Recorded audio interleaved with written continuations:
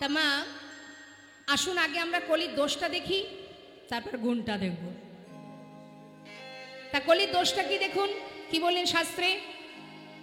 বললেন সচ্চ কাহে তো মারে লট্ঠা ঝুঠ জগৎ ভোলায়, गौरश गली गली फिरी सुरा बैठल बेचाए, गाभी को दोहे कुत्ता को पाले बाछुरी रह जाए भूखा, संबंध को अच्छा खिलाए लेकिन बाप रह जाए भूखा, चोर के छाड़े साधु के बांधे पथिक को लगाए फांसी, हाय रे कलियुग तेरी तमाशा दुख लगे और हासि। कथाटा कि बोलें आस्ते एकटू आस्ते कथा कि बोलें सच्च कहे तुम्हारे लट्ठा। कलिजुगे यदि केउ सৎ पथे चले सत्य कथा बोले ताके किन्तु पदे पदे आघात पेते हय, ताई तो प्रत्येकटी पदे पदे आघात पेते हबे। चोखेर सामने यदि केउ चरम अपराध करे आपनि यदि देखे तार प्रतिबाद करते जान हयतो आपनारो प्राणटा चले जेते पारे।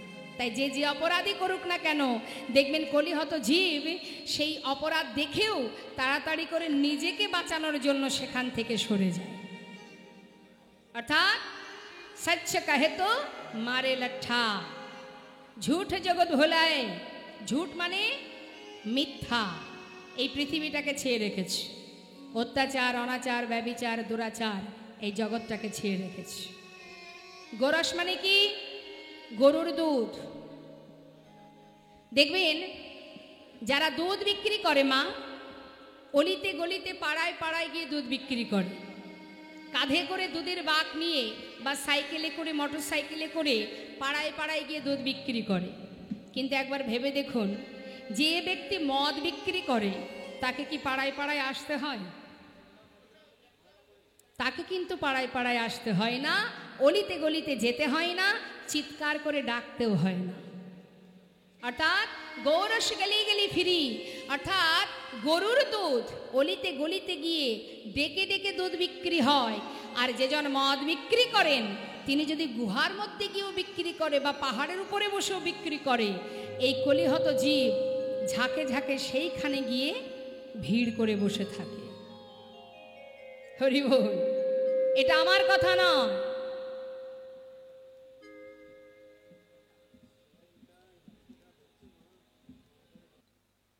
শাস্ত্রের কথা। আরো কি বললেন? বললেন গাভী কো দোহে কুত্তা কো পালে বাছুরি রহে যায় ভোখা। অর্থাৎ দেখবেন লক্ষ্য করে গাভীর দুগ্ধটাকে দহন করে, কলিহত জীবের কি দুরবস্থা তারই দৃষ্টান্ত। গাভীর দুগ্ধটাকে দহন করে নিয়ে সেই দুধ দিয়ে আমরা কি করি? বাড়িতে বিদেশি কুকুর পুষি। সেই কুকুরের যাতে কোনো রকম সেবা তার দেখাশোনার কোনো ত্রুটি না থাকে সেই জন্য মাইনে করে লোকও রাখা হয়, তার ঘর আলাদা, তার জায়গা আলাদা, ইত্যাদি ইত্যাদি। কি বললেন শাস্ত্রে? বৈষ্ণব মহাজন বললেন যে বিদেশি কুকুরকে যখন আমরা ঘরে পুষি তাকে নিয়ে একসঙ্গে এক বিছানায় ঘুমাচ্ছি, একসঙ্গে খাচ্ছি, একসঙ্গে ঘুরছি, তাতে কি হচ্ছে? কুকুরের যেমন স্বভাব, যেমন সারাদিন সে ঘেউ ঘেউ করে, মানুষগুলো ঠিক তেমনই হচ্ছে। ওই কুকুরের মতো তারাও ঘেউ ঘেউ করে যাচ্ছে। সৎসঙ্গ করো, সাধুগুরুর সঙ্গ করো, ভক্ত সঙ্গ করো, ভক্তের চরণধুলি অঙ্গে মাখো, কৃষ্ণ নাম শ্রবণ করো। যদি বলো যে তাহলে কুকুর পুষবো না, নিশ্চয়ই কুকুর পুষবে, কুকুরকে বাড়িতে রাখো, সেবা সুস্থতা করো, কিন্তু তার জায়গা আলাদা, তোমার বিছানায় নয়, তোমার ঘরে নয়। তাকে আলাদা করো, তার সেবা দাও, তাকে সব কিছু দাও, কিন্তু তোমার ভাবনা তোমার চিন্তা তার মতো যেন না হয়ে যায়। সে তো পশু, তুমি মানুষ। 84 লক্ষ জনী ভ্রমণ করে ওই কুকুর জন্ম তুমিও পেয়েছ। জলজানবলাখ্যান স্থাবরা বিংশতি কৃমিয়া রুদ্র সংখ্যক পক্ষিণং 10 লক্ষ কম 30 লক্ষানি পশু মানুষ্য 24 লক্ষানি মানবা। অর্থাৎ 30 লক্ষ পশুকুলে জন্ম নিয়েছিলে যখন, আমরা সবাই নিয়েছি। এই মানব দেহটাই আমাদের শেষ প্রথম জন্ম নয়, এর আগে আমরা অনেকবার এসেছি পৃথিবীতে। পক্ষীকুলে, কীটকুলে, পশুকুলে, সব কুলেই জন্ম পেয়েছি, তারপরে মানব দেহ, এটাই শেষ জন্ম। এর আগে অনেক এসেছি। তাই 30 লক্ষানি পশু মানুষ্য মানে 30 লক্ষ বার পশুকুলে জন্ম পেয়ে তার মধ্যে কখনো কুকুর হয়েছি, বিড়াল হয়েছি, সিংহ হয়েছি, বাঘ হয়েছি, হাতি হয়েছি, ঘোড়া হয়েছি, অবশেষে পশুকুলের শেষ জন্ম হলো গাভী জন্ম।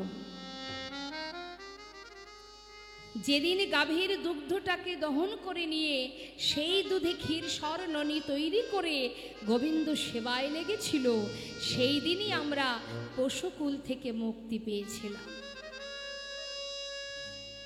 তাহলে প্রত্যেকটা কুলের শেষ জন্ম ছিল এক একটি। যেমন বৃক্ষকুলের শেষ জন্ম হলো তুলসী বৃক্ষ,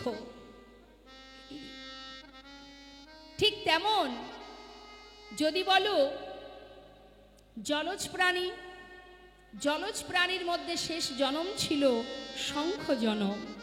অর্থাৎ প্রত্যেকটা জন্মের শেষে গিয়ে গোবিন্দ সেবায় লেগেছি, তারপরে উদ্ধার হয়েছি মা, তারপরে এই সুন্দর মানব দেহ। মহাজন শাস্ত্রে বললেন, একবার কৃষ্ণ নামে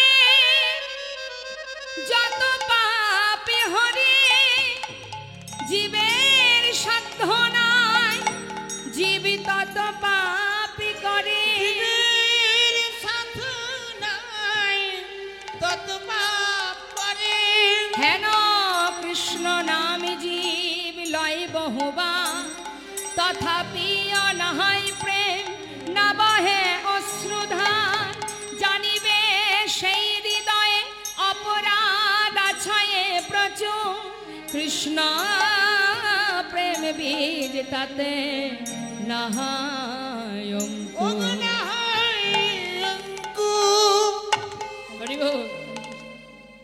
একবার কৃষ্ণ নামে যত পাপ হরে, অর্থাৎ কৃষ্ণ নাম যদি একবার করতে পারো সারা জীবন করতে হবে না।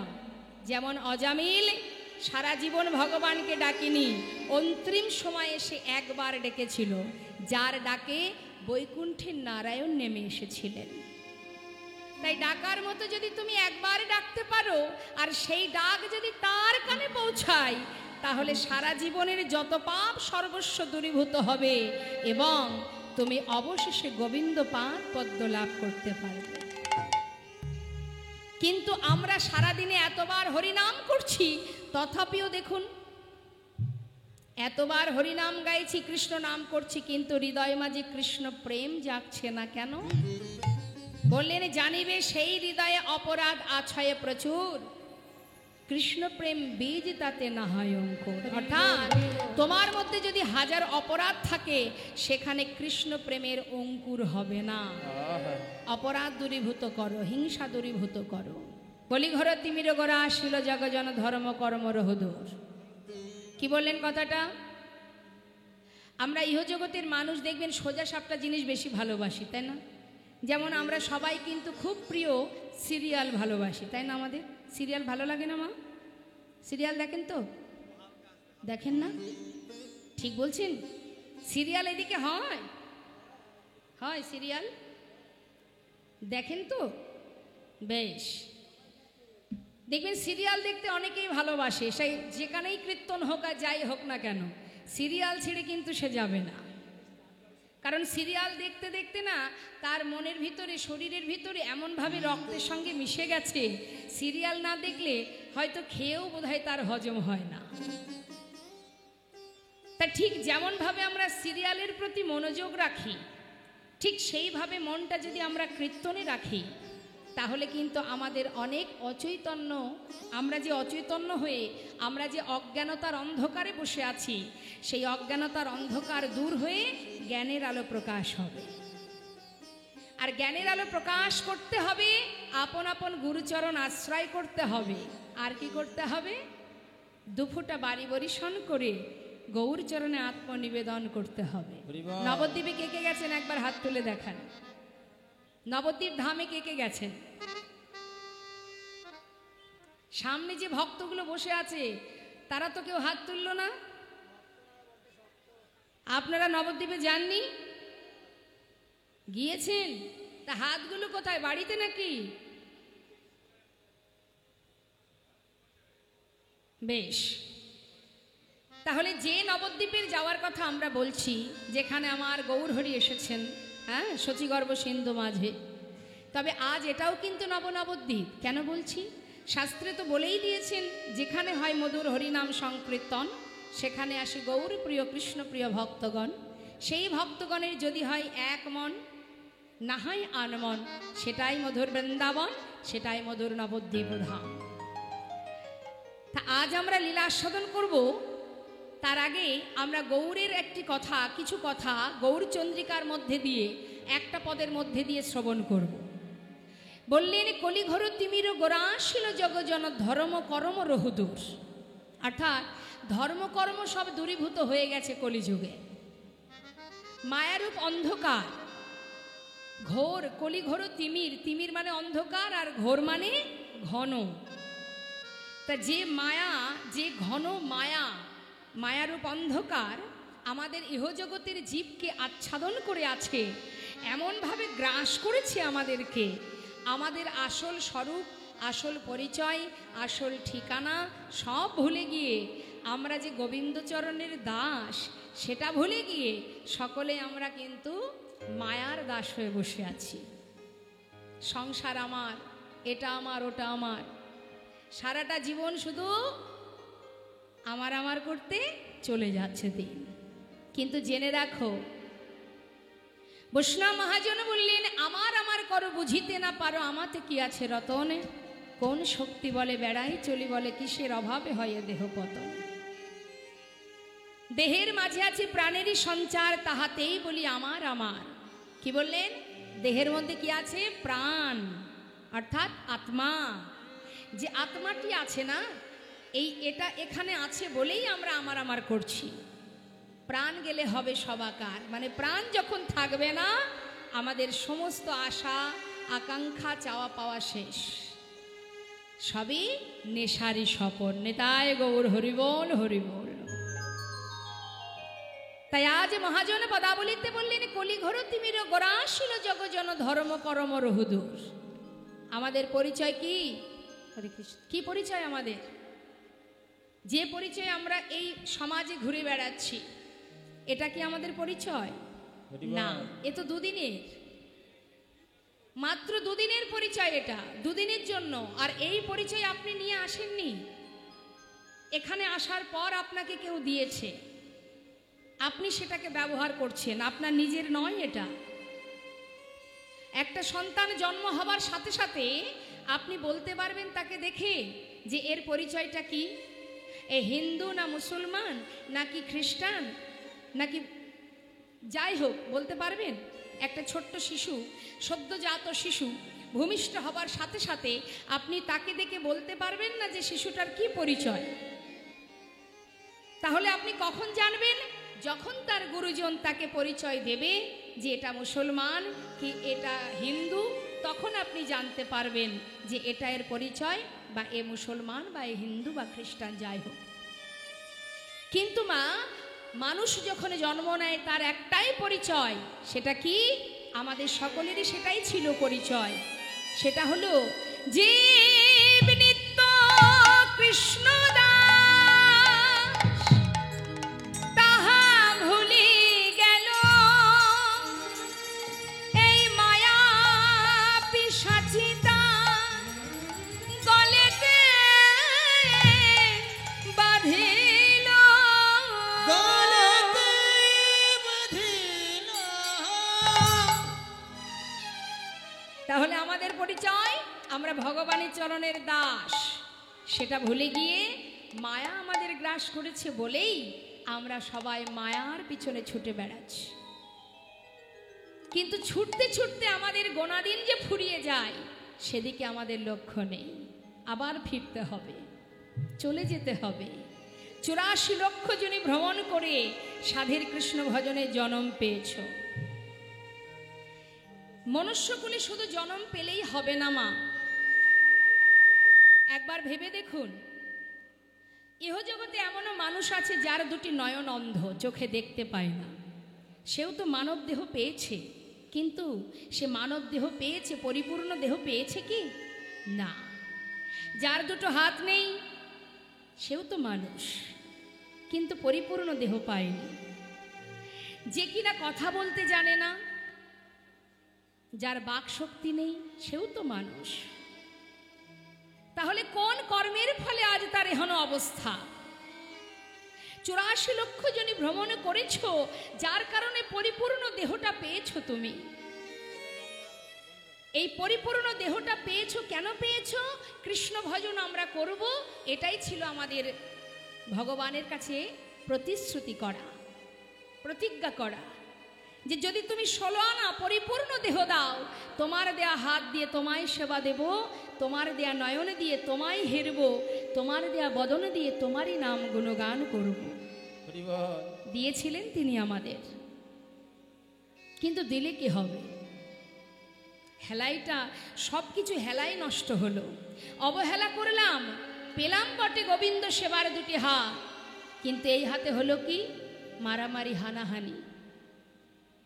নয়ন পেলাম, বদন পেলাম, দিবস রজনী আবলো তাবলো পাচালো পড়িতে পারো, তাহারও ভিতরে একবারও কি কৃষ্ণ বলিতে নারো? ভেবে দেখুন, 5 জন রমণী এক জায়গায় হলে সেখানে কি কৃষ্ণ কথা হয় মা? আন কথা হয়, কুকথা হয়, পর সমালোচনা, পরনিন্দা, পরচর্চা হয়, কৃষ্ণ নাম হয় না। তাই তো বৈষ্ণব মহাজন বললেন, পেয়েছো সাধের মানব জনম, সময় চলে গেলে আর পাবে না।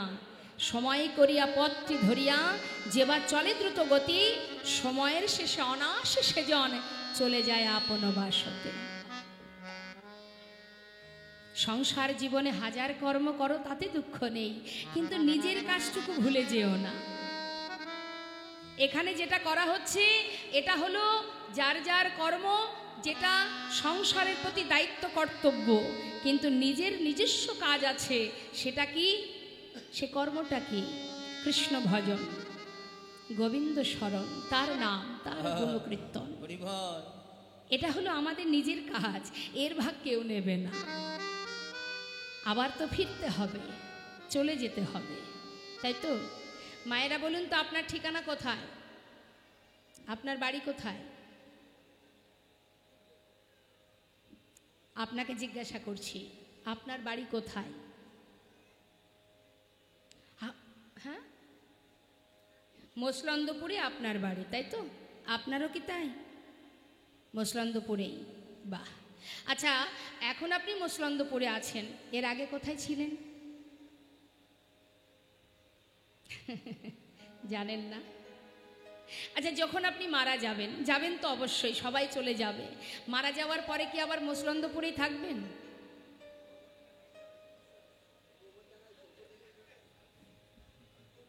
গোবরডাঙ্গায় যাবেন, ঠিক। তাহলে এর আগেও এখানে ছিলাম না, আবার মারা যাওয়ার পরও এখানে থাকবো না, তাহলে এটা কি আমার ঠিকানা? ঠিকানা নয়। একটা মজার কথা মনে পড়ে গেল। এখন মনে করুন বাবা, গ্রামের ভিতরে টুম্পার মা আছে নাকি? এখানে টুম্পা আছে? টুম্পার মা আছে? আছে না? এখন মনে করুন টুম্পার মার ভূতে ধরেছে। এখন বাবা দেখবেন, যাদের ভূতে ধরে না, ওই অনেকের বাড়িতে মন্দিরে নিয়ে যায় একটু ঝাড়ফুঁক করার জন্য, তাই না? তো এখন ওঝা বাড়িতে নিয়ে গেছে, নিয়ে যাবার পর তাকে ধরে দেখবেন ঝাঁটা দিয়ে, তারপরে অনেক কিছু দিয়ে, জুতো দিয়ে মারে আর বলে, বল থাকিস কোথায়? হ্যাঁ, বারবার জিজ্ঞাসা করছে, বল থাকিস কোথায়? ঝাঁটা দিয়ে, জুতো দিয়ে যখন মারছে, এখন তার বাড়ি কিন্তু মসলন্দপুরে, মানে টুম্পার মার বাড়ি মসলন্দপুরে। এখন সে যতবার মারছে, সে কিন্তু উল্টো ঠিকানা বলছে। কি বলছে? আমার বাড়ি তেমাথার পাশে বেনাঝোপের ভিতরে। এখন এটা তো তার আসল ঠিকানা নয়, তার ঠিকানা মচলন্দপুরে, সে বলছে তেমাতায় বেনাঝোপের মধ্যে আমি থাকি। এই কথাটা বলা মানে আপনারা তো বুঝতে পারছেন যে সে ভুল ঠিকানা বলছে। কেন না? তাকে ভূতে ধরেছে, তাই তো? তার মানে যখন তাকে ভূতে ধরেছে তখন সে ভুল বলছে, ভুল ঠিকানা। তাহলে আমাদেরও কিন্তু সেই একই অবস্থা, আমরাও সদা সর্বদাই ভুল ঠিকানা বলছি। কেন না? ভূত আমাদেরও ধরেছে। তবে কোন ভূত? সংসাররূপী ভূত। সংসাররূপী ভূত আমাদের এমনভাবে ধরেছে যে আমরাও সদা সর্বদাই ঠিকানা ভুল বলে যাচ্ছি। এটা যে আমাদের আসল ঠিকানা নয়, সেটা আমাদের কারোর মাথায় নেই। জয় নিতাই। তাই তো বৈষ্ণব মহাজন বললেন, তুলবি যদি ছানা মাখন সকাল সকাল তোল। মাখন কখন তুলতে হয়? এখন তো বাজারে কিনে নিয়ে আসে, আগেকার সময় ঠাকুমা দিদিমারা তুলতেন মাখন সকাল সকাল। যদি বেলা হতো মাখন উঠতো না। ঠিক তেমন আজ শাস্ত্র বললেন, যদি মাখন তুলতে চাও সকাল সকাল তোলো, শিশুকালে কৃষ্ণ ভজন, বৃদ্ধতে ভজনেতে বাধায় গণ্ডগোল। একবার সবাই মিলে দুটি বাহু তুলে হরিনাম করুন, মহামন্ত্র জপ করুন। দেখে হাত তুলুন প্রত্যেকে।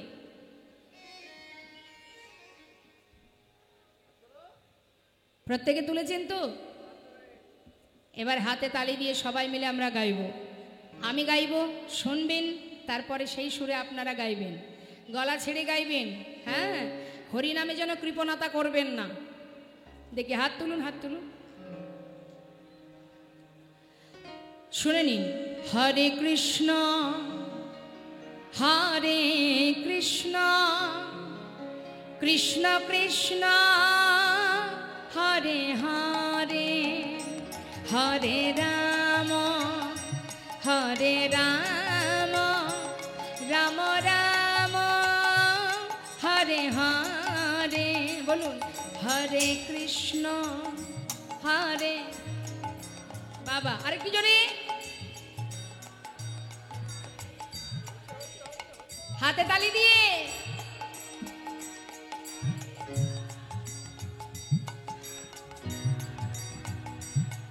হরিব। হরে কৃষ্ণ কৃষ্ণ কৃষ্ণ হরে হরে, হরে রাম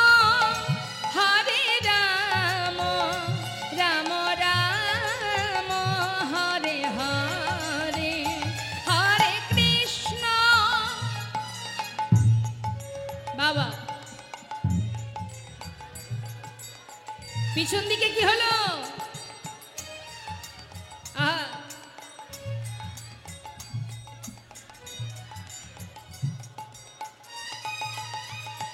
হরে কৃষ্ণ কৃষ্ণ কৃষ্ণ হরে হরে, হরে রাম রাম রাম হরে হরে। হরে কৃষ্ণ নিতাই গৌর হরি বল, হরি বল গৌর হরি বল। কৃষ্ণ হরে হরে, হরে রাম রাম রাম হরে হরে, হরে কৃষ্ণ কৃষ্ণ কৃষ্ণ হরে হরে, হরে রাম রাম রাম হরে হরে। হরের নাম হরের নামৈব কেবলম কালো নাস্তেব নাস্তেব গতির অন্যথা। জেনে রাখো, নাম ছাড়া কলিজীবের উদ্ধারের আর কোনো রাস্তা নেই মা। তুমি যে পথেই যাও, যাকে আশ্রয় করো, যে পথ অবলম্বন করো, শাস্ত্রে বললেন, সর্বধর্ম পরিত্যাজ্যং মামেকং শরণং ব্রজ অহংতং সর্বপাপেভ্যো মোক্ষয়িষ্যামি মা শুচ। অর্থাৎ যে আমাকে স্মরণ করে তার সমস্ত পাপ দূরীভূত করে আমি তাকে মোক্ষের পথ অর্থাৎ তাকে উদ্ধার করি আমি। তাই মাগো, আস্তে কথা নয়। আজ বৈষ্ণব মহাজন পদাবলিতে বললেন, আমাদের নদিয়ার চাঁদ গৌর সুন্দর, নবদ্বীপ চন্দ্র গৌর হরি, কি তার মহিমা। রাধাকৃষ্ণ মিলিত তনু গৌর হরি, যিনি জীবের ঘরে ঘরে হাতে ধরে পায়ে ধরে হরিনাম দিয়েছেন। হে জীব, একবার নাম করো, নাম ছাড়া গতি নাই। হরিনাম যদি করতে পারো তাহলে কি হবে? হরিনাম করলে কলিযুগের প্রতি পদে পদে দোষ, জেনে রাখুন। কলিযুগে প্রত্যেকটা পদে পদে দোষ। কলিহত জীব প্রতি পদক্ষেপে অপরাধ করে, তথাপিও শাস্ত্রে বললেন, ধন্য কলিযুগ ধন্য, অবতীর্ণ আমার শ্রী চৈতন্য। কেন বললেন কথাটা? মায়েদের উলুধ্বনি উলুধ্বনি।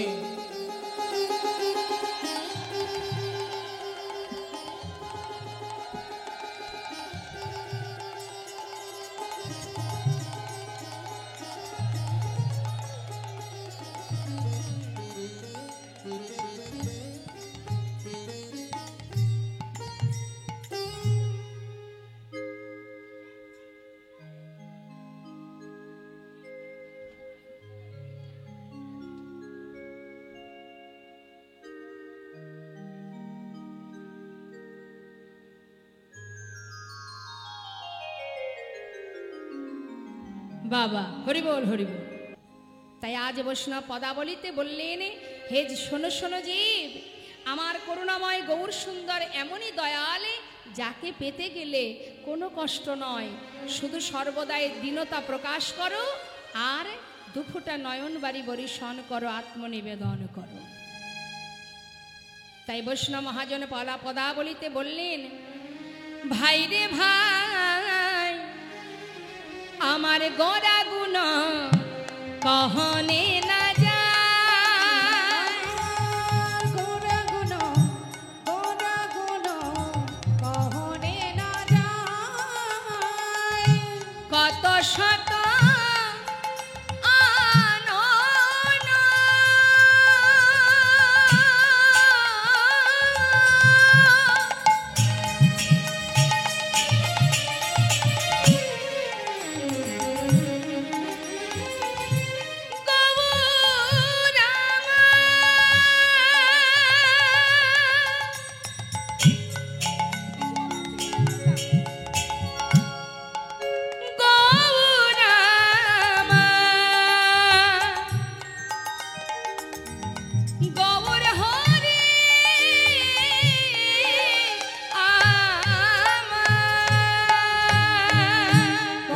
শত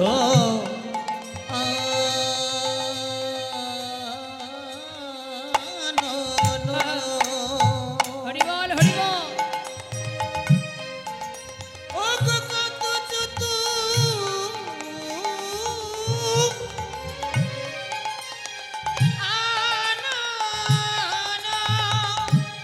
হরিবল।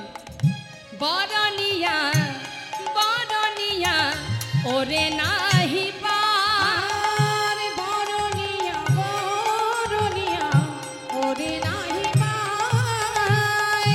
বলছেন চতুর্মুখে যে নাম বলিতে না রে, চতুর্মুখে যে নাম বলিতে না রে, চতুর্মুখে যে নাম বলিতে না রে, চতুর্মুখে যে নাম বলিতে না রে। আমি এক বদনে কত বলবো, চতুর্মুখে যে নাম বলিতে না রে।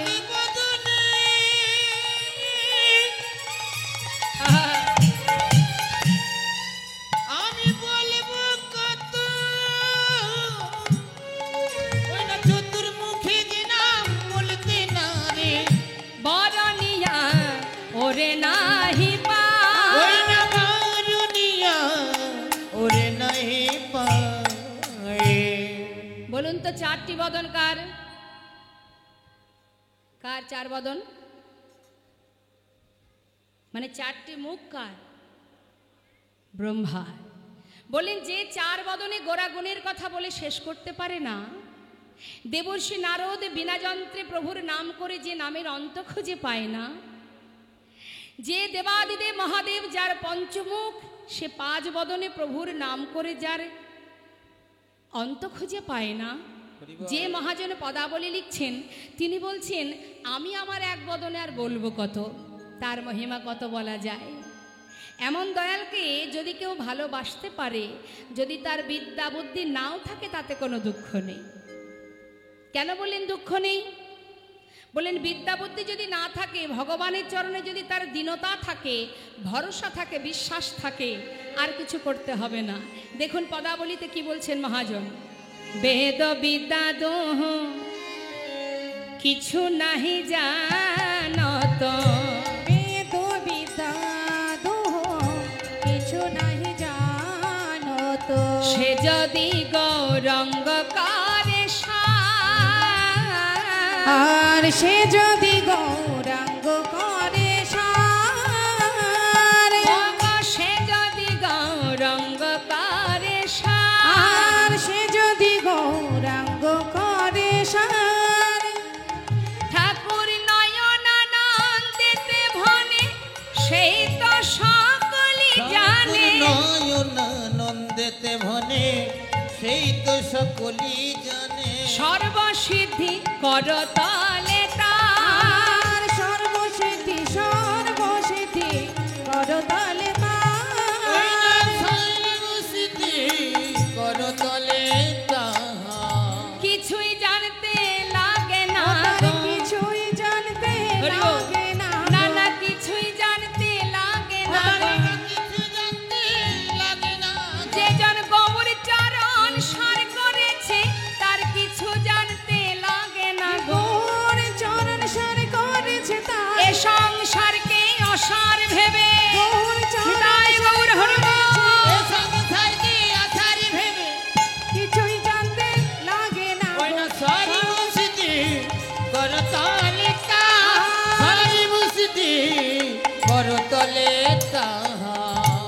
জয়নেতায় জয় গৌরে। ছোট্ট করে আমরা গৌরচন্দ্রিকা আস্বাদন করলাম। এবার আমরা চলে যাব লীলা কথায়। আর লীলা কথায় যাওয়ার আগে সবাই মিলে একবার উলুধ্বনি হরিধ্বনি করি। চলুন যাই নবদ্বীপ ধাম। আজকের আস্বাদনের বিষয় গৌরাঙ্গ লীলা। তাই আজ আমরা বৃন্দাবনে যাব না, যাব নবদ্বীপে। চলুন সবাই হাত তুলে জয়নেতায় জয় গো। সুরধনির কিনারায় সোনার নুপুর দিয়া পায়, নাচে না গরি গো সুন্দর গৌরঙ্গরা। ওই সুরধনির কিনারায় নানপুর দিয়া পায়, হরিব নাচে না গরি গো সুন্দর গৌরাঙ্গরা। আহা সুরধনির কিনারায় সোনার নুপুর দিয়া পায়, নাচে না গরি গো সুন্দর গৌরঙ্গরা।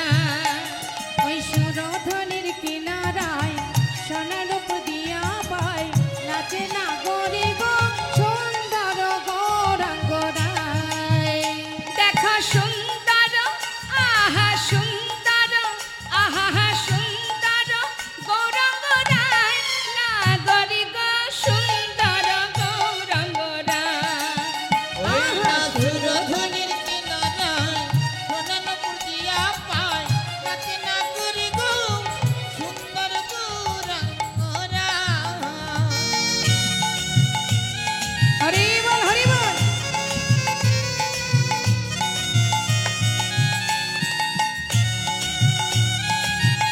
গৌর হরি বল।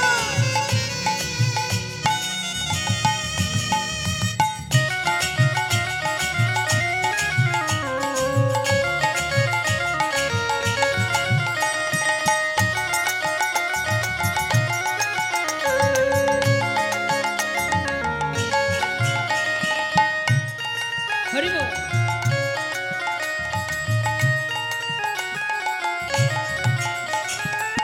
সুন্দর কপালে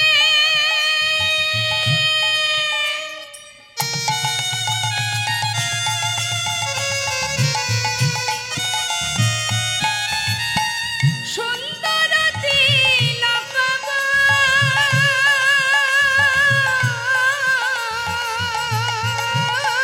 ওই সুন্দর কপালে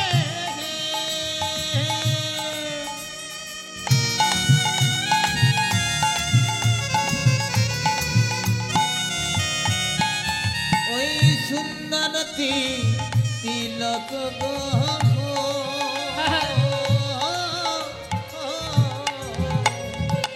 জয়নিতাই সুন্দর কাকে বলে?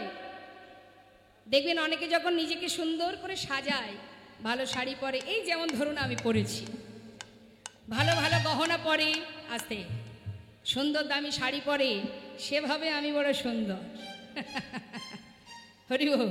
জেনে রাখবেন সেই সুন্দর যার অঙ্গে দামি বসনও নেই, দামি অলঙ্কারও নেই, তথাপিও সে সুন্দর হতেও সুন্দরতম দেখায়। সেটাই তো রূপ, সেটাই সুন্দর।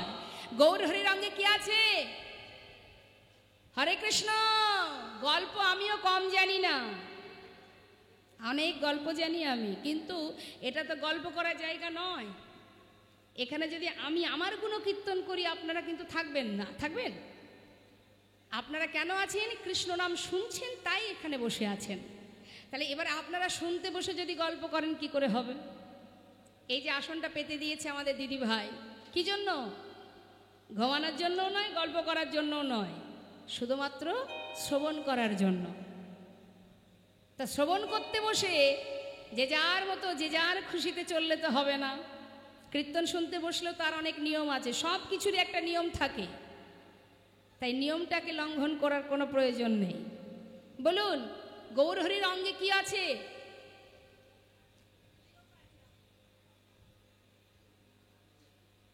গৌরহরির অঙ্গে দামি অলঙ্কার আছে, দামি রাজপ্রসাদ আছে।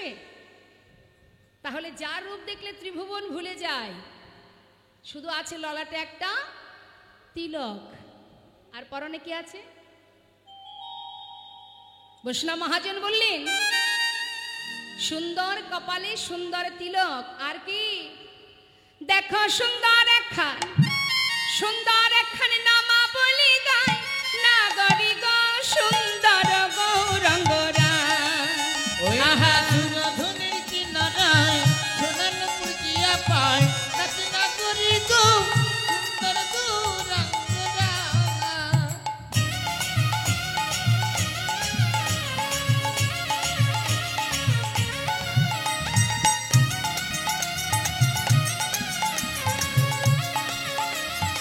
হরি বল। আহা। সুন্দর নয়নে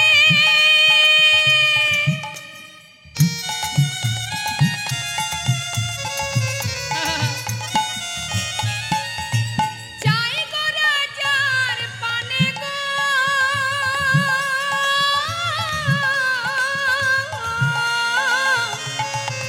ওই সুন্দর নয়নে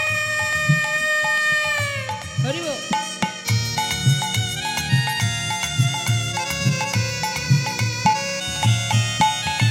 চাই গো রাজার পানে গো। স্বয়ং ভগবান যদি কারোর চোখে চোখ রাখে, নয়নে নয়ন রাখে, সে কি আর ঘরে ফিরতে পারবে? নবদ্বীপে মা বিষ্ণুপ্রিয়া সে গঙ্গায় স্নান করতে গিয়ে গৌরহরি যখন তার নয়নে নয়ন দিয়েছে, মা বিষ্ণুপ্রিয়ার নিজের বলতে যা ছিল সর্বস্ব গৌরচরণে সঁপে দিয়েছে। আমার আপনার মতো হিন্দুর কথা বাদ দিলাম, কত মুসলমান ভক্ত আছে যারা গৌরকে ভালোবেসে নিজেকে সঁপেছে তার চরণে। তাই বৈষ্ণব মহাজন বললেন, গৌরহরি যদি কারোর দিকে নয়ন রাখে তার অবস্থা কি হবে জানো? ও তার দেহ ছাইরা, এই দেহ ছাইরা মনটা লইয়া যায়, না গরি গো সুন্দর গৌরাঙ্গরায়। ওই না সুরধনের কিনারায় সোনার নিতাই গৌর হরি বল, গৌর হরি বল। সুন্দর গৌরাঙ্গরা। সুন্দর গৌরাঙ্গরায়, আহা সুন্দর গৌরাঙ্গরায়, সুন্দর গৌরাঙ্গরায়, সুন্দর। হরি বল, হরি বল, নিতাই গৌর হরি বল। সে উলুধ্বনি গেল কোথায়? উলুধ্বনি জানা আছে? এই তো বাবা,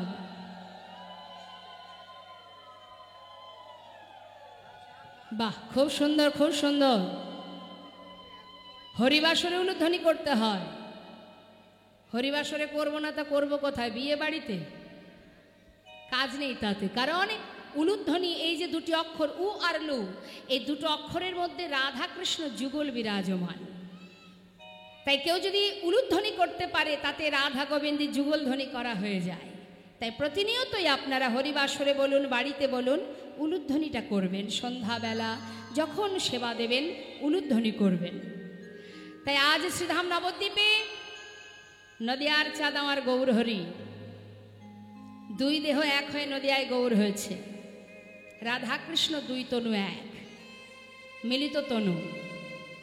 তা বাবা, যুগল যদি দেখতে হয় বৃন্দাবনে নয়, যুগল দেখতে গেলে নবদ্বীপে যেতে হবে, কারণ একই অঙ্গে দুই দেহ, তাই না? একই দেহের মধ্যে দুজন আছে, রাধা এবং কৃষ্ণ। তাই এই দুই দেহ এক হয়ে গৌর হয়ে তিনি কখনো কখনো কৃষ্ণভাবে বিভোর হয়ে কৃষ্ণলীলা করেন, আবার রাধাভাবে বিভোর হয়ে তিনি রাধারানী যত যত লীলা করেছিলেন তিনি করতেন। তাই নবদ্বীপকে বলা হয় গুপ্ত বৃন্দাবন, অর্থাৎ গোপন লীলা সেখানে প্রকাশ হয়েছিল। আর যেখানে লীলা করেছিলেন লীলাক্ষেত্র, যেটাকে বলা হয় ভূ বৃন্দাবন। আর আজ এটা নবদ্বীপ, নববৃন্দাবন। তাই নবদ্বীপে গৌর সুন্দর তিনি কলিজীবের জন্য যে হরিনাম এনেছিলেন মা, আর যেটা আমরা ঘরে ঘরে শ্রবণ করছি, এই হরিনাম দেবার জন্য তিনি এসেছিলেন। কেন? কলিহত জীব পাপে পরিচ্ছন্ন হয়ে আছে, কলিহত জীব এমনভাবে পাপ করে চলেছে, এদের উদ্ধার হবে কি করে? তাই তিনি তো আমাদের পিতা, আমাদেরকে উদ্ধারের জন্য তিনি সহজ উপায় নিয়ে এলেন। কি জানে কলিহত জীবের আয়ু মাত্র 100 বছর, তাও তারা বাঁচে না। কি বাঁচি আমরা? বাঁচবো? মনে হয় 100 বছর বাঁচবো? তা এই অল্প সময়ের মধ্যে আমার সন্তান কি করে উদ্ধার হবে? তাই তো তিনি কৃপা করে, করুণা করে নিজে স্বয়ং নেমে এলেন, ভগবান হয়ে নয়, ভক্ত হয়ে। এসে কি করলেন? সমস্ত জীবের হাতে ধরে, পায়ে ধরে বললেন, রে জীব, উদ্ধার যদি হতে হয় তাহলে নামকে সার কর। নিজে ধুলায় গড়াগড়ি দিয়ে নাম দিয়েছে। দাদা নিতাই চাঁদকে বলেছে, দাদা তুমি হরিনাম দাও। এই নিতাই চাঁদকে গৌর হরির দাদা, যিনি দাপর যুগের কে ছিলেন? বলরাম। দাদা হরিনাম দাও জীবের দ্বারে দ্বারে, কারণ হরিনাম ছাড়া এদের উদ্ধারের আর কোনো পথ নেই। তা যখন এইভাবে গৌর হরি নাম দিতে লাগলেন মা, সেই সময় নবদ্বীপের বড় বড় পণ্ডিত যারা ছিলেন, ব্রাহ্মণ পণ্ডিতের দল, তারা হরিনামটাকে কি করে বন্ধ করা যায় তার জন্য নানাবিধ জল্পনা কল্পনা করেছিল। যার প্রমাণ আপনারা অনেকেই জানেন, লীলা আপনারা শুনেছেন। যেমন নবদ্বীপের মস্ত বড় পণ্ডিত চাপাল গোপাল, তাই না, যাকে উদ্ধার করেছিল নামের দ্বারা। তা সেই নবদ্বীপ ছেড়ে একদিন গৌরহরি সব পরিত্যাগ করে তিনি নাম প্রচারে যাবেন বলে যখন নবদ্বীপ ছেড়ে যাত্রা করলেন, সেই সময় নবদ্বীপের থেকে পার করে কাটোয়া কাঞ্চননগরে গুরুদেব কেশব ভারতীর আশ্রমে তিনি সন্ন্যাসী হন। সন্ন্যাস ধর্ম গ্রহণ করে তিনি সেখান থেকে যাত্রা করেন বৃন্দাবনের পথে। যখন তিনি বৃন্দাবনের পথে যাত্রা করেছেন, সেই সময় নবদ্বীপের অগণিত ভক্ত যারা গৌরকে ভালোবাসে মা, তারাও প্রভুর সঙ্গে গিয়েছিলেন। কিন্তু এই যে নিতাই চাঁদ, সে যখন দেখল যে নিমাইয়ের জন্যে মা সুরধ্বনি গঙ্গার জলে ডুবে মরতে চলেছে, তখন নিমাইকে পথের মাঝখান থেকে ধরে এনে শান্তিপুরে অদ্বৈত আচার্য প্রভুর গৃহে মায়ের সঙ্গে গৌরহরির পুনরায় মিলন করান। যেই না মিলন করিয়েছে, দেখছে ছেলে সন্ন্যাসী হয়ে গেছে। যে ছেলে সন্ন্যাসী হয় মা, কৃষ্ণ পদে যে সর্বস্ব সঁপে দেয়, সে কিন্তু আর মায়ার ঘরে এক মুহূর্ত থাকতে পারবে না। তাই মা দেখছেন ছেলে যখন সন্ন্যাসী হয়েছে, তাকে তো ধরে রাখতে পারবো না। তাই মা আদেশ করেছিলেন, বাবা যেতেই যদি চাস বৃন্দাবনে যাস না, আমার আদেশ তুই নীলাচলে বাস কর, অর্থাৎ পুরীধামে। তাই মাতৃ আদেশ শিরোধার্য করে অগণিত ভক্তগণ যারা গৌর ছাড়া এক মুহূর্ত থাকতে পারে না, তারাও সংসার পরিত্যাগ করে গৌর হরির চরণ সার করে তারাও দল বেঁধে প্রভুর সাথে ওই নীলাচলে চলে যায়। পুরীধামে জগন্নাথ মন্দিরের সামনে দাঁড়িয়ে প্রতিনিয়ত জগন্নাথকে দর্শন করেন। পুরীধামে যারা গিয়েছেন নিশ্চয় দেখেছেন, জগন্নাথ মন্দিরের সামনে যে স্তম্ভটা আছে, যেখানে প্রভু দাঁড়িয়ে দাঁড়িয়ে জগন্নাথকে দর্শন করতেন, আর সেইখানে দাঁড়িয়ে যদি আপনি দেখেন, আপনি দেখতে পাবেন শুধু জগন্নাথকেই দেখা যায়। তাই জগন্নাথকে প্রভু দর্শন করতেন, আর পশ্চাতে অগণিত ভক্ত তারাও সবাই জগন্নাথ দেখতেন। কখন দেখতেন? প্রভাতকালে।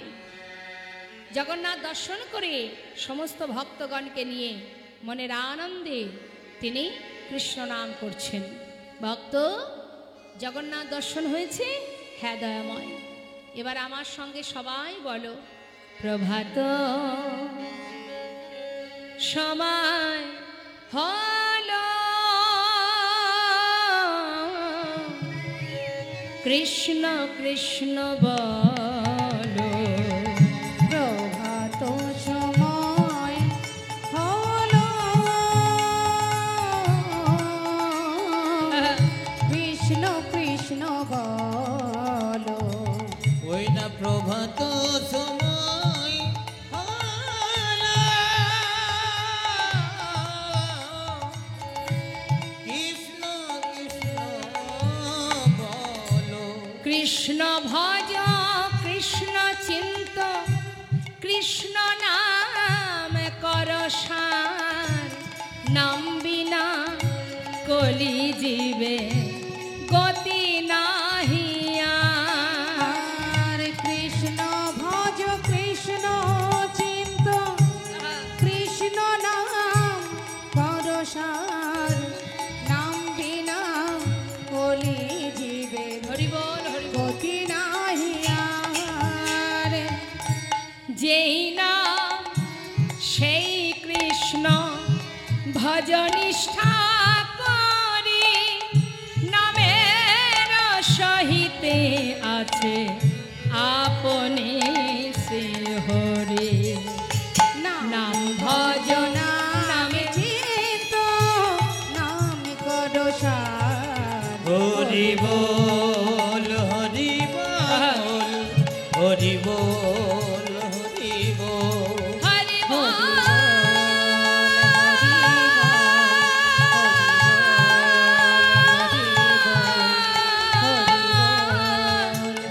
হরি বল হরি বল হরি বল হরি বল হরি বল। নিতাই গৌর হরি বল হরি বল হরি বল।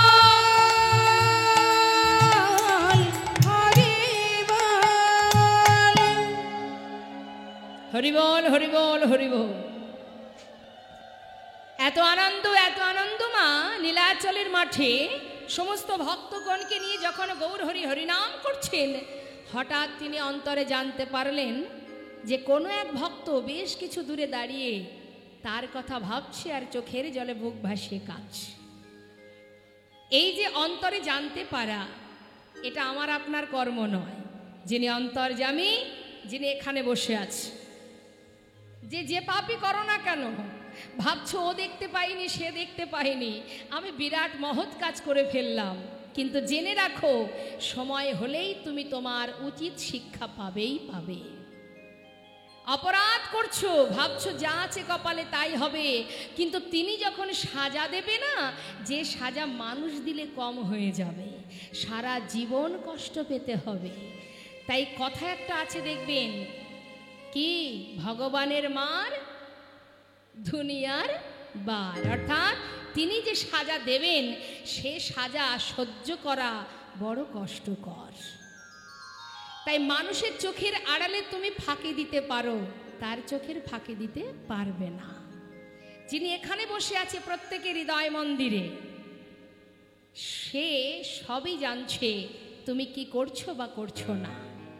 এত ভক্ত আছে, হঠাৎ তার ভিতর থেকে তিনি অন্তরে জানতে পারলেন এক ভক্ত দূরে দাঁড়িয়ে কাজ। যেই না দেখেছেন তিনি অন্তরে জেনেছেন এক ভক্ত কাঁদছে, ছুটতে ছুটতে তার কাছে গিয়ে দাঁড়িয়েছে। হরি বল। একদিন বৃন্দাবনে শ্রীরাম সখা কানাইকে বলছি, কানাই আমরা নবলক্ষ ধেনুকে নিয়ে মাঠে যাই, যারা তোকে ছেড়ে বনে যেতে চায় না। এই যে নবলক্ষ ধেনু, নবলক্ষ ধেনুর নবলক্ষ মন, আমরা এতগুলো সখা, আমাদের সকলের আলাদা আলাদা মন, এতগুলো মন দিয়ে তোকে আমরা ভালোবাসি, আর তুই তোর একটা মন দিয়ে সবাইকে ভালোবাসিস। তোর মনটা যে কি কত বড়, আমরা তোর মনের খবর পেলাম না ভাই। তখন মহাজন বললেন, শ্রীরাম ঠিকই বলেছ, তুমি যে মনের কথা বলছো, এই মনের সন্ধান তুমি কি করে পাবে? এই মনটা যে বিশ্ব ব্রহ্মাণ্ড ব্যাপী মন, বিশ্ব ব্রহ্মাণ্ডের জীব তাকে ভালোবাসে, আর সে তার এক মন দিয়ে সবাইকে ভালোবাসে। তাই তো কাজী নজরুল ইসলামের একটি সুন্দর গান আমার মনে পড়ে গেল মা। তিনি গেয়েছিলেন, কত মুসলমান ভক্ত দেখুন, এই যে সম্রাট আকবর, নাসির মামুদ, আব্দুল করিম, তোমরা কুঞ্জ সাজাও গো, কার লেখা? একজন মুসলমান ভক্তের লেখা। খেলিছ এ বিশ্বলয় বিরাট শিশুয়ান মনে, মুসলমান ভক্তের লেখা। আহা, খেলিছ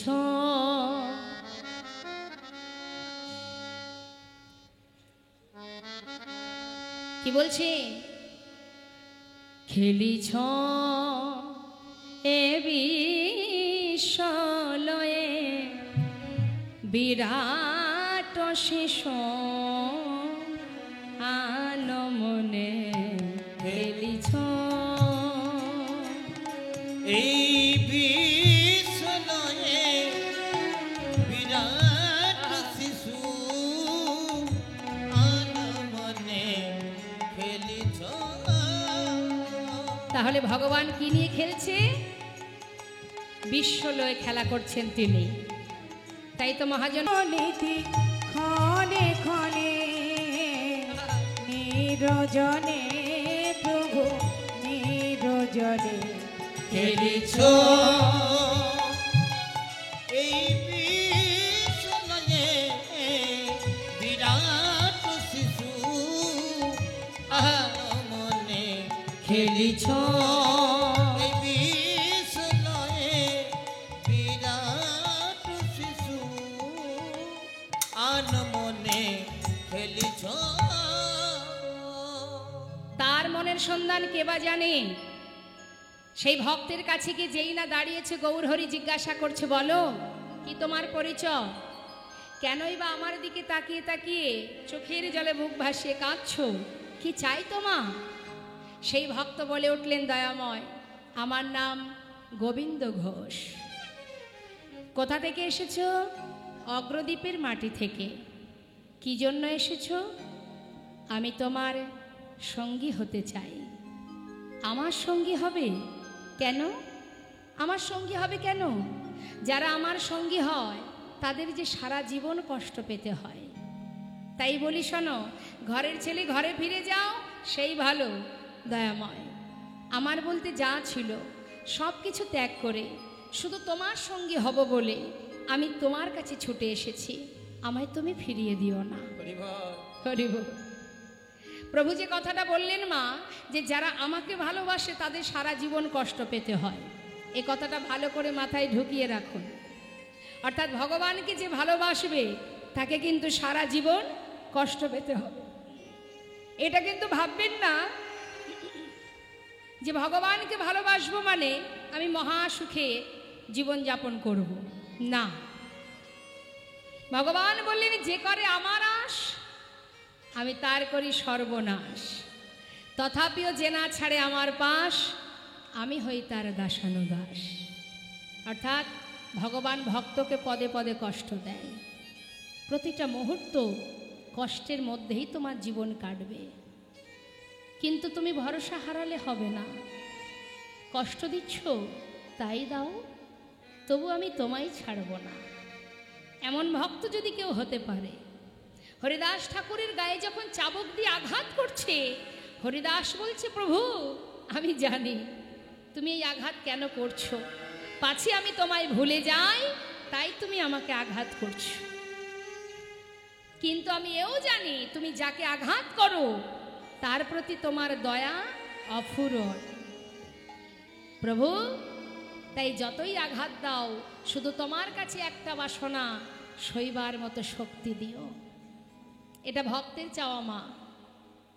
সত্য ত্রেতা দাপর কলি 4 যুগের কথা একবার ভাবি।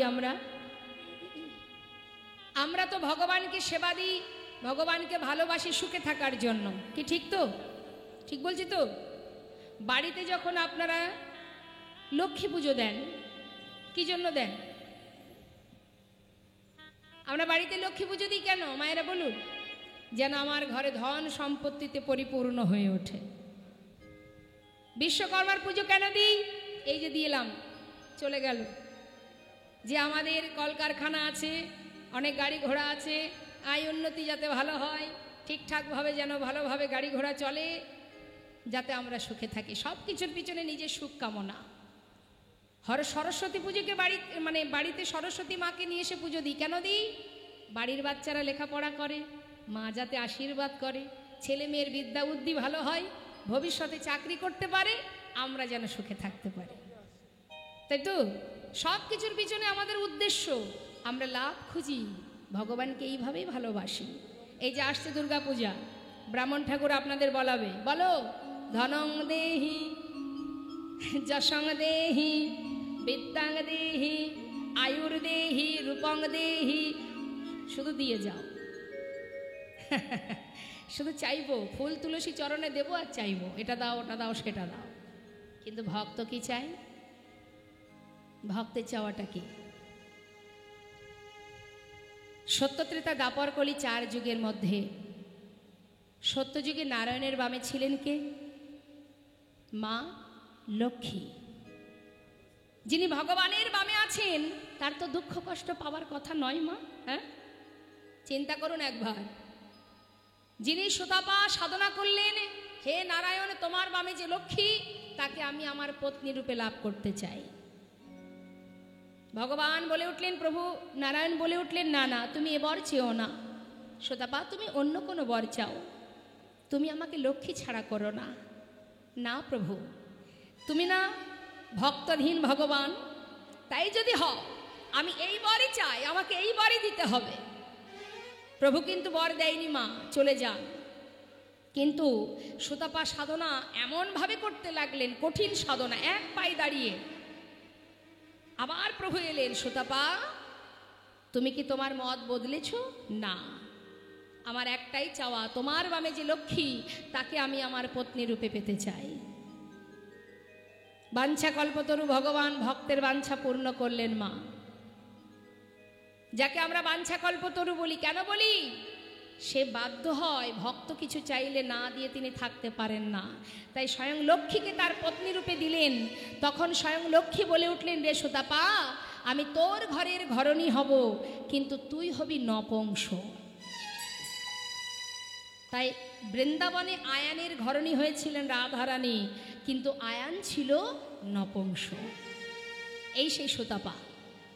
চলে গেল মা সত্যযুগ। ত্রেতা যুগে দেখুন প্রভু রামচন্দ্রের বামে মা সীতা, তার কষ্টটা একবার অনুভব করুন।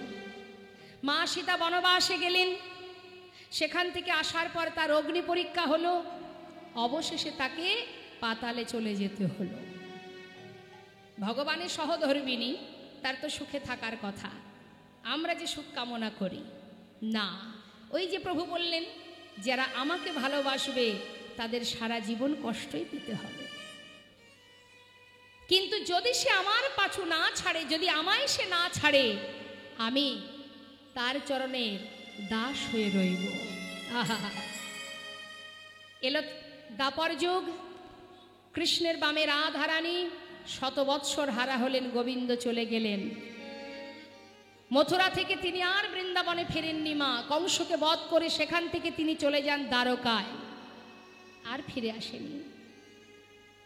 সব থেকে বড় কষ্টের বিষয় এই কলিযুগে মা বিষ্ণুপ্রিয়া,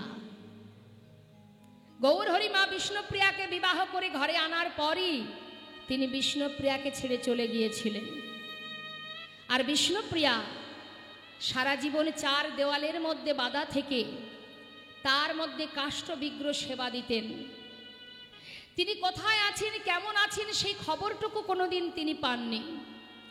বৃন্দাবনে রাধারানী খবর পেতেন, কখনো নারদকে পাঠাতেন, কখনো বৃন্দাদূতিকে পাঠাতেন, কিন্তু মা বিষ্ণুপ্রিয়া কোনোদিন খবর পায়নি যে তার প্রভু কোথায় আছে, কেমন আছে। 4 দেওয়ালের মধ্যে থেকে সারাদিনে মহামন্ত্র জপ করতেন। মহামন্ত্র শেষ হলে একটা করে তণ্ডুল আলাদা করে রাখতেন। সারা জীবনের কষ্টটা অনুভব করুন একবার। সেই যে তণ্ডুল, সারাদিন মহামন্ত্র জপ করে যতটুকু তণ্ডুল হতো সেটাকে রান্না করে মা সচিমাকে দিতেন, বাড়ির যে কাজের লোক ছিল ঈশান তাকে দিতেন, অবশেষে যেটুকু থাকতো নিজে সেবা করতেন। কেন? বেঁচে যদি না থাকি তাহলে প্রভুর সেবা হবে কি করে? শুধু নিজেকে বাঁচিয়ে রাখার জন্য কিঞ্চিত আহার করতেন। সারা জীবনে সেই কাষ্ঠ বিগ্রহ সেবা করে গেছে, প্রভুকে কখনো নিজে চোখে দেখেননি। তাই তো প্রভু বলছে, গোবিন্দ আমার সঙ্গী হবে, সারা জীবন কষ্ট পেতে হবে, সইতে পারবে না, চলে যাও। ভক্ত তেমন হতে হয় মা, তেমনই ভক্ত হতে হয়। ভগবান যতই পরীক্ষা করুক, আমি আমার জায়গা থেকে নড়ব না। প্রভু, তুমি আমায় যতই চলে যেতে বলো, আমি যাব না। আমি তোমার সঙ্গী হব, তাতে দুঃখ আসুক আর কষ্ট আসুক, সবই তোমার চরণে সঁপে দিয়েছি। দেখছে ভক্ত তো যাবে না, আমার সঙ্গী হবেই হবে। বেশ গোবিন্দ, তুমি আমার সঙ্গী হবে তো? ঠিক আছে, আজ থেকে তুমি আমার সঙ্গী। সঙ্গী করে নিল মা। আর যেই সঙ্গী করে নিল, একটার পর একটা গৌরহরি গোবিন্দকে পরীক্ষা করতে শুরু করলো। গোবিন্দ বলো দয়াময়, দেখুন কিভাবে পরীক্ষা করে যাচ্ছে। ও গোবিন্দ, নীলাচলে এসেছ, জগন্নাথ দর্শন করেছ? দয়াময়, তুমি যে জগন্নাথের কথা বলছো, আমি তাকে দর্শন করেছি, কিন্তু প্রভু সে তো চলতে পারে না, কথা বলতে পারে না।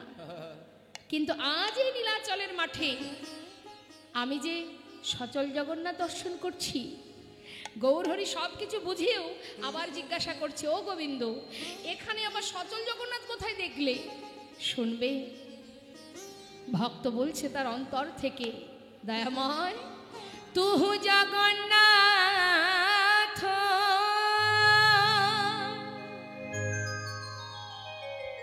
ও গো দয়াময়,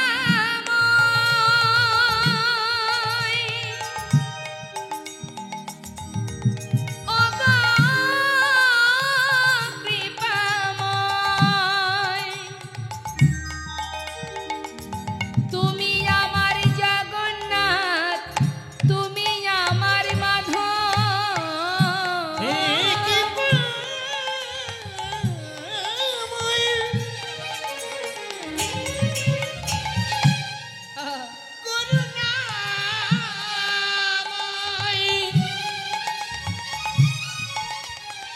তুমি আমার জগন্নাথ, তুমি প্রভু।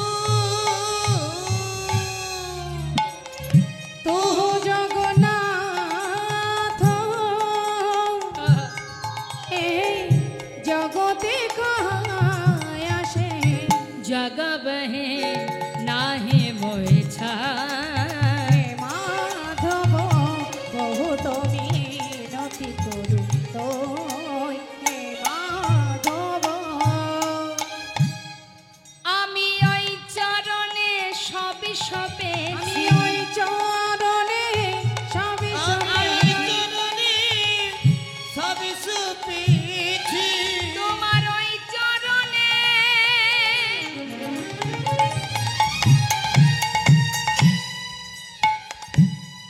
না নয় আমা বলিতে কিছু রাখি নাই গো, ওই চরণে সবে সবে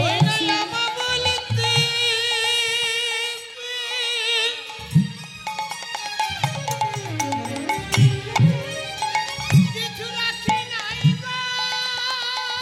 হরিব।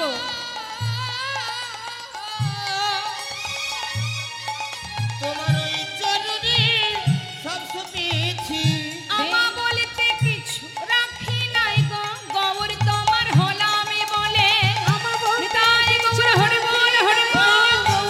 তোমার হলাম বলে, আমার মধ্যে কিছু রাখি নাই গো, তোমার হলাম বলে, আমার মধ্যে কিছু রাখি নাই গো। তোমার ওই চরণে সব সুপেছি।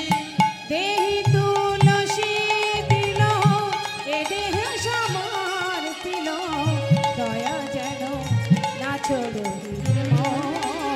হে মাধব। আমার বলতে যা কিছু সব তোমার চরণে সঁপে দিয়েছি প্রভু। তুমিই আমার জগন্নাথ, তুমিই আমার মাধব, আমি আর কিছু জানতে চাই না।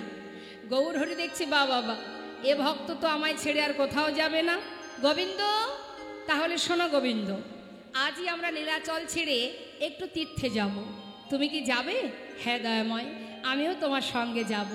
অগণিত ভক্তগণকে নিয়ে, গোবিন্দ ঘোষকে নিয়ে এবার নীলাচল থেকে যাত্রা করলেন বৃন্দাবনের পথে। যাচ্ছেন মা ভক্তগণকে নিয়ে, আর ভক্তগণকে বলছে, শোনো, সবাই পথে চলতে চলতে কৃষ্ণ নাম স্মরণ করো। যেই না বলেছে, ভক্তরা বলছে আমরা কৃষ্ণ নাম গাইব না প্রভু। তাহলে কি গাইবে? মায়ের একটু বলুন তো আমাদের ভগবানকে। আচ্ছা, চা এখন দিতে হবে না, হরে কৃষ্ণ। যেটা খাচ্ছে সেটা খেতে দিন, ওটা তুচ্ছ, নিয়ে যান। মন দিয়ে কীর্তন শুনুক, অমৃত আস্বাদন করুক, চা পরে দেবেন। একটু মায়েরা বলুন দেখি, কলির ভগবান মানে আমাদের ভগবান কে? আপনি বলুন, আমাদের ভগবান কে? গৌর হরি। হ্যাঁ, তো এত দেরি হচ্ছে কেন বলতে? হ্যাঁ, তাহলে ভক্তরা সবাই বলছে, ও দয়াময়, আমরা কেউ কৃষ্ণ নাম করব না, আমরা যদি করব তাহলে আমাদের ভগবানের নাম করব। হ্যাঁ, দেখে হাত তুলুন সবাই একসঙ্গে। গৌর হরি যাচ্ছেন কৃষ্ণ বলতে বলতে, আর ভক্তরা যাচ্ছেন পিছনে পিছনে। কি বলতে বলতে যাচ্ছে? সবাই বলবো, গৌর হরি বল, গৌর হরি বল, গৌর হরি বল বল, গৌর হরি বল, হাত তালি দিয়ে গৌর হরি বল, গৌর হরি বল, গৌর হরি বল বল, গৌর হরি বল। আস্তে, হাতে তালি দিতেও কষ্ট হচ্ছে।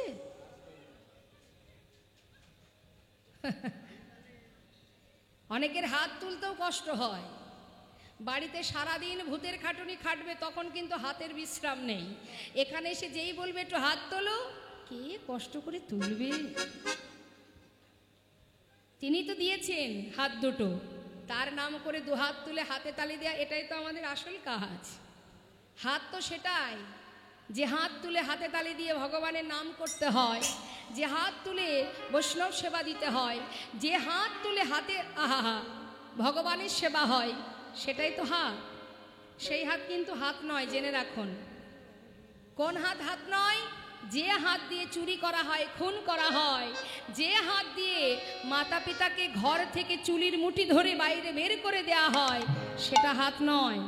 হাত সেটাই যে হাত ভগবানের সেবায় লাগে, যে হাত দিয়ে সাধুগুরু বৈষ্ণবের সেবা হয়, যে হাত দিয়ে গোবিন্দ চরণে পুষ্পাঞ্জলি দেওয়া হয়, সেটাই হাত।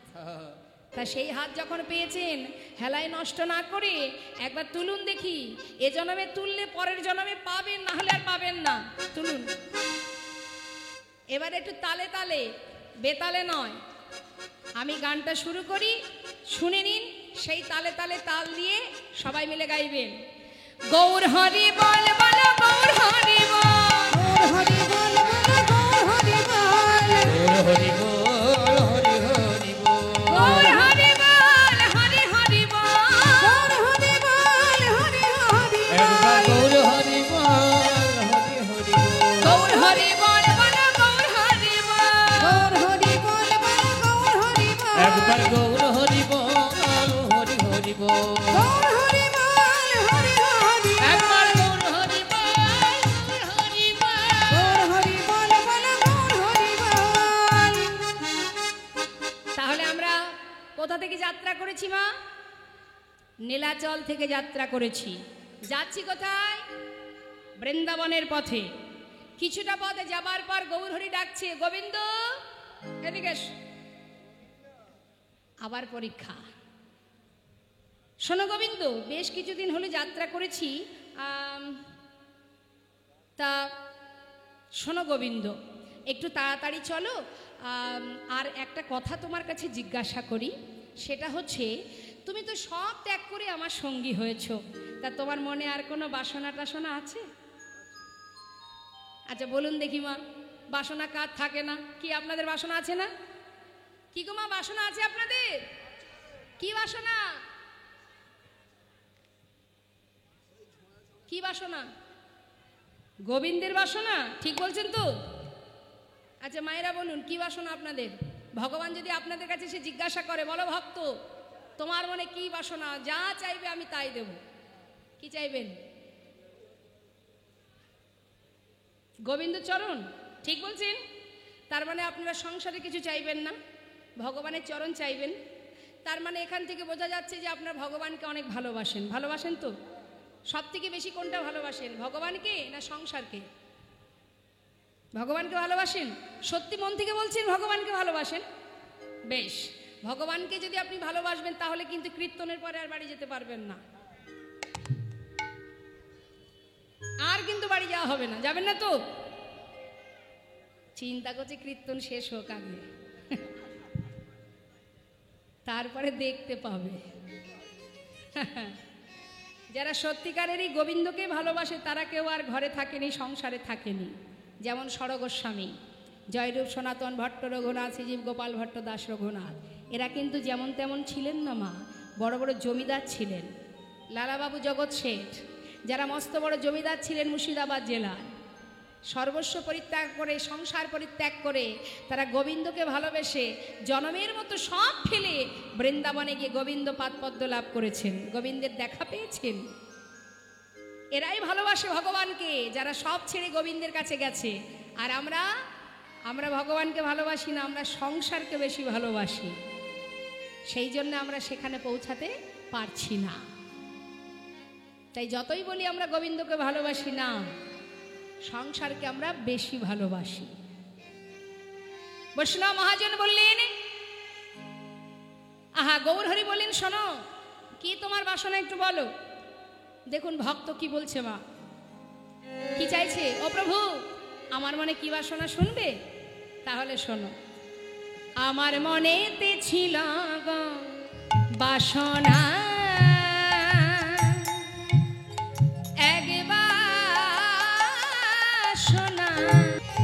বসুন বসুন। যাব মধুর বৃন্দাবন, পাব যুগল দর্শন। যাব মধুর বৃন্দাবন,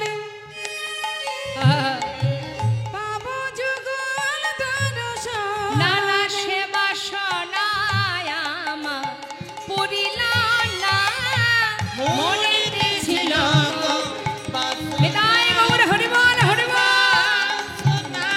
আমার মনেতে ছিল গো বাসনা, এক বাসনা।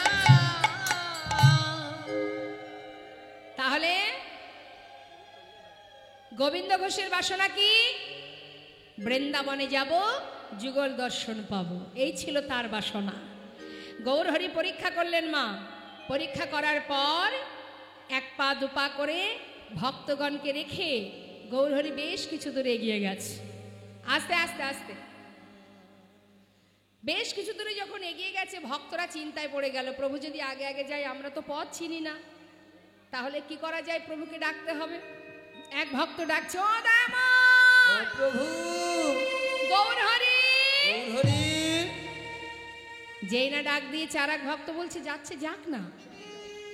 আরে তিনি তো জানেন যে আমরা পিছনে আছি, আমাদেরকে না নিয়ে তিনি কোথাও যাবেন না, যাচ্ছে যাক।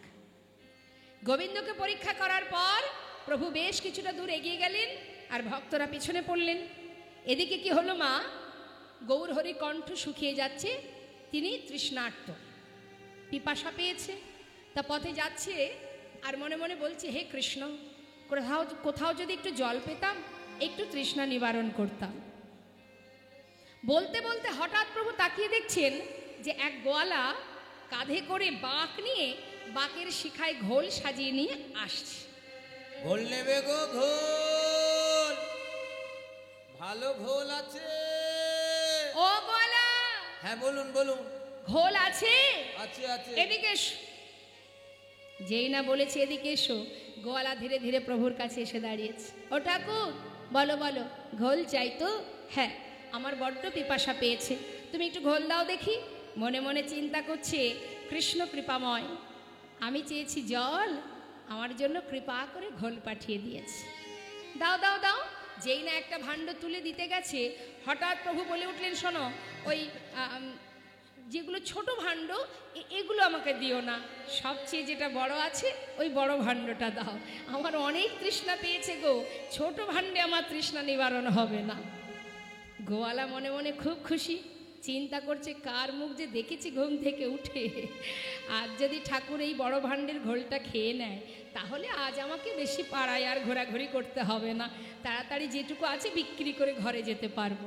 মনের আনন্দে ওই ছোট ভাণ্ড নামিয়ে বড় ভাণ্ডটা প্রভুর হাতে দিলেন। প্রভু সেই এক ভাণ্ড ঘোল পুরোটা সেবা করলেন মা। সেবা করার পর এবার খালি ভাণ্ডটা গোয়ালার হাতে দিয়েছে। গোয়ালা হাতে নিয়ে ভাণ্ড গোছাচ্ছে আর চিন্তা করছে ঠাকুর দামটা বের করুক, আমি ততক্ষণে ভাণ্ডগুলি গোছাই। যেই না একটা দুটো করে ভাণ্ড সব গোছানো সারা, হঠাৎ পিছন দিকে তাকিয়ে দেখছে কি ঠাকুর নেই, চলে যাচ্ছে। চিৎকার করে ডাকছে, ও ঠাকুর, ও ঠাকুর, ঠাকুর। ঠাকুর। গৌরহরি দূর থেকে তাকিয়ে বলছে, ডাকছো নাকি? ডাকছো নাকি মানে? ও ঠাকুর, তুমি যে ঘোলটা খেলে ঘোলের দামটা দিয়ে যাও। দাম? আমার কাছে তো কোনো কড়ি নেই। কি বললে? কড়ি নেই? তাহলে ঘোল খেলে কেন? আগে বলনি কেন তোমার কাছে কড়ি নেই? এখন ঘোল খেয়ে বলে কিনা দাম নয়, তাও আবার বড় ভাণ্ডের ঘোল। হাই হাই পোড়া কপাল। ও ঠাকুর, তুমি দাম দিয়ে যাও, তারপরে যাবে। গৌরহরি বলছে, দেখো আমি তো সন্ন্যাসী, আমি কড়ি কোথায় পাই গোয়ালা? যার ঘোল খাওয়ার যে দাম দিতে পারে না, তার ঘোল খাওয়ার শখ আসে কোথা থেকে, তাও বড় ভাণ্ডের ঘোল।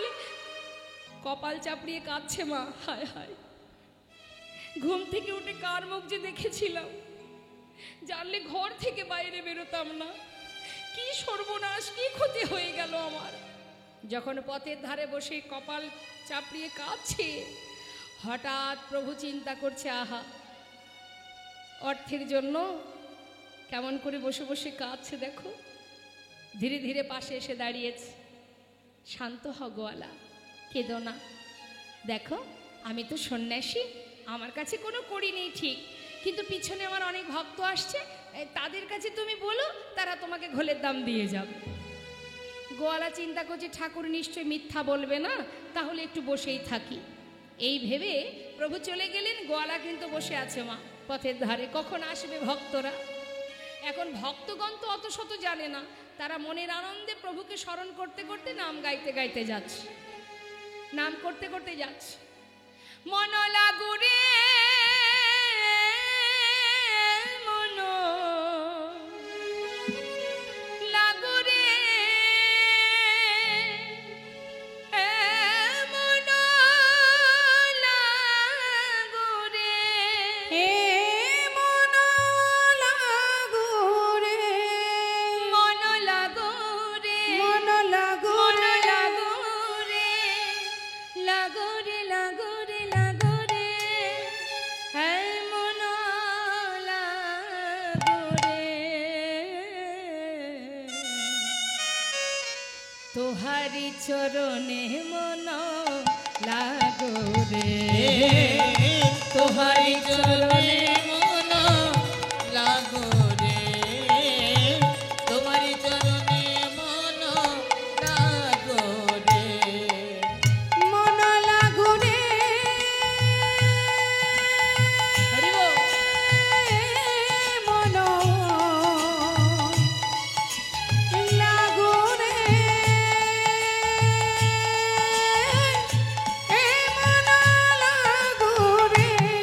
মন লাগুরে মন লাগুরে লাগুরে লাগুরে লাগুরে মন লাগুরে তাই গৌর হরি বল, হরি বল। তোহারি চরণে মন লাগো রে, আরে তোহারি চরণে মন লাগুরে তোহারি চরণে মন লাগুরে এই, বন্ধ করো। যেই বলেছে বন্ধ করো মানে গোয়ালা সমস্ত ভক্তদের দেখে সামনে দুহাত প্রসার করে বলছে বন্ধ করো। সবাই চমকে উঠেছে, কি ব্যাপার, কি চাই, কে তুমি, কেন আমাদের হরিনামে বাধা দিচ্ছ? গোয়ালা বলছে, দেখো আমি অনেকক্ষণ থেকে বসে আছি, আমাকে ঘোলের দামটা দাও তো দেখি, আমি যাই। কেন তোমার ঘোলের দাম দেবো কেন? কে খেয়েছে তোমার ঘোল? গোয়ালা বলছে আমি চিনি না, তোমাদের সঙ্গের সঙ্গী। আমাদের সঙ্গের সঙ্গী? তুমি চেনো না তাকে? না। ঘোল খেয়ে বলে কিনা দাম নাই, তা তোমাদের কাছ থেকে ঘোলের দামটা নিতে বলেছে, দাও দেখি দাও। আরে আগে বলো কে খেয়েছে? গোয়ালা বলছে বললাম তো আমি তাকে চিনি না, নামও জানি না। আচ্ছা আচ্ছা, এবার একে অপরকে জিজ্ঞাসা করছে, এই ঘোল খেয়েছো? এই ঘোল খেয়েছো? না, না, না। এই ঘোল খেয়েছো? না। আচ্ছা আপনারা খেয়েছেন কি? গোয়ালার কাছ থেকে ঘোল খাননি? আপনারাও খাননি? আচ্ছা বলুন দেখি, ঘোল যদি কেউ না খায় তাহলে শুধু শুধু কেউ দাম দেবে? এই যে ও গোয়ালা, তোমার ঘোল কে খেয়েছে বলতে পারছো না, তাহলে দাম দেবো কেন? বলছি শোনো, এক কাজ করো, তুমি নাম জানো না? হ্যাঁ, সেটা একটু একটু বলা যাবে। আচ্ছা তাই বলো দেখি, দেখতে কেমন? তবু তো চিনতে পারবো। শুনবে তাহলে? শোনো তাহলে তার রূপটা কেমন। বর্ণনা করছেন মা গৌরহরির রূপ কেমন। গোয়ালা কি বলছে? দেখলাম নবীনা যৌবনা,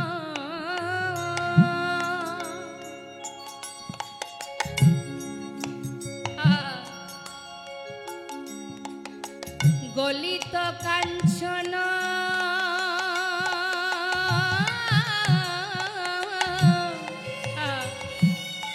কাঞ্চন মানে সোনা।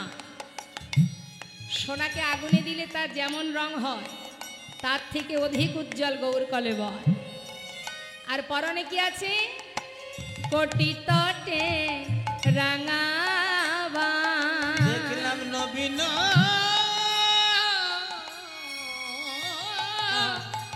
যৌবন। হরিব। ওই না গলিত কাঞ্চন,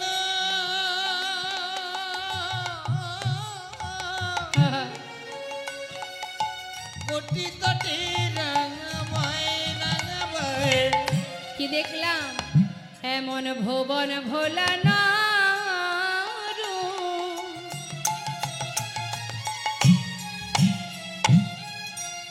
না আগে কভু দেখি নাই গো, কি বলব সেই রূপের কথা, যাই রে রূপের বলিহারি,